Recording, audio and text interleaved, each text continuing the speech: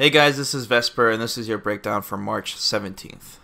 The first thing I want to discuss is, of course, Capcom finally released their last character for Ultra Street Fighter 4, which is none other than Decapre. A lot of people were disappointed by it for two main reasons. First reason being that everyone guessed that it was Decapre, or at least guessed that it was a doll. And the second reason is because it's essentially a Cammy clone.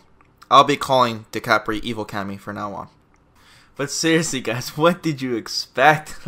This is Capcom we're talking about here. Of course they gotta recycle a model for a character. Look at the potential they had for the character that could have been. It could have been so many different characters. They have a huge universe for the Capcom universe that they could have used. But of course they're gonna recycle a model because Capcom needs to save money. They're broke ass right now, and especially they need to save time because this game has to come out as soon as possible, especially before Evo.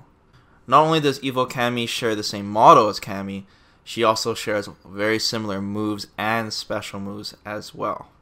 So we already have a lot of information about Evil Cammy already. One thing we know is that she's really fast, and she caters towards players that enjoy fast-paced fighting games or a fast-paced playstyle, which is great. I love that.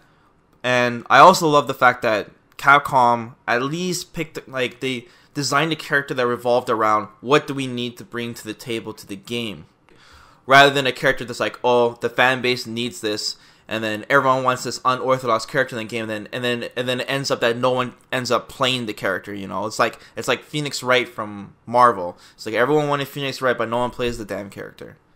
So yeah, she's really fast. All of her normals are really fast, just like Cammy.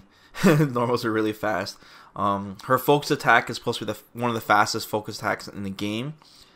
And she's a mix-up character too. Now, all this sounds great. The only thing that doesn't sound right is that she's a charge character, which is kind of intuitive when you're a fast character and you're a charge character at the same time. It's kind of strange.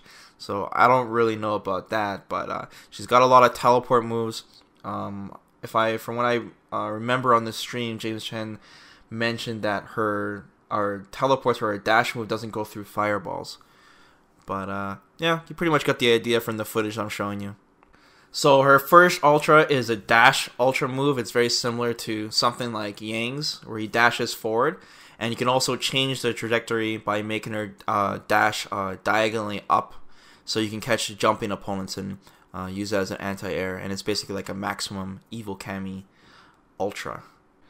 Her second ultra is similar to Dhalsim's ultra, where she shoots a fireball on the screen and moves very slowly, and it allows her to, teleport behind the opponent or mix them up or apply pressure or even get her out of the corner if she is trapped.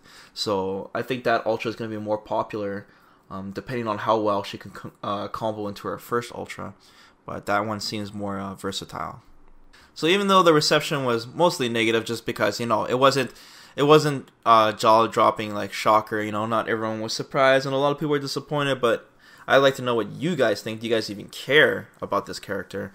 And will you be checking her out? I'm pretty sure everyone's going to try her out. My impression is just whatever, it's all good. It's a new character. That's pretty much it. Next thing I want to talk about is BlazBlue Chrono Phantasma, coming out on March 25th for the PS3 and Vita. And this will be the American version. And I know a lot of you people already have the new BlazBlue, since you could download off the Japanese marketplace. So a lot of people already have it. I'll probably be picking it up. If I do, I'll be definitely doing the trials for it at least. So yeah, it's just another fighting game to play, but it's not next gen, which kind of sucks because we need next gen fighting games. There is Guilty Gear Xrd that's coming out. We don't know when. We know it's going to be 2014, and we know for a fact that it's coming out on the PS3 and the PS4, and it's already out in Japanese arcades. Now, I'm pretty excited for this game. I love Guilty Gear, even though I have no idea how to play it. But, yeah, I can't wait for a fresh Guilty Gear to come out. It's been a while.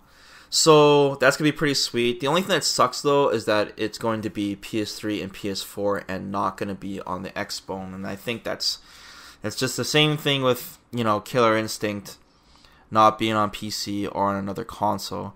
So we really need these fighting games to be on multiple consoles just because fighting games are such a niche, and Guilty Gear is an anime fighter, which is an even bigger niche to fighting games. But I'm pretty sure a lot of people are hyped for Guilty Gear. Need another fast-paced fighting game out there. That'd be pretty sweet. Hopefully it has trials. The game looks really beautiful, so that's pretty cool. It doesn't have every single character from the Guilty Gear series because it seems like they're trying to get the game out as soon as they could, but obviously they'll be making a million different versions of Guilty Gear, so we can expect the other characters to return, like Johnny and Zappa and shit like that.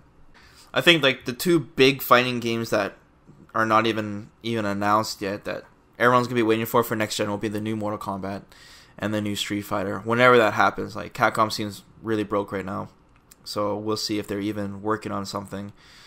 And as for Mortal Kombat, we could definitely expect a new Mortal Kombat since they made so much money on their last game for MK9, and that will be multi-platform, so which is what we need. In other news, I also did a few retro runs already on my other YouTube channel. I did Mega Man 1, Ninja Turtles 1, and Castlevania 1 on the Nintendo. So be sure to check that out if you haven't already. And yeah, that's pretty much everything I want to talk about for today. So if you guys have any questions, game related or whatever, this would be the video to do it, and I'll try to answer all of them. So yeah guys, take it easy. Peace.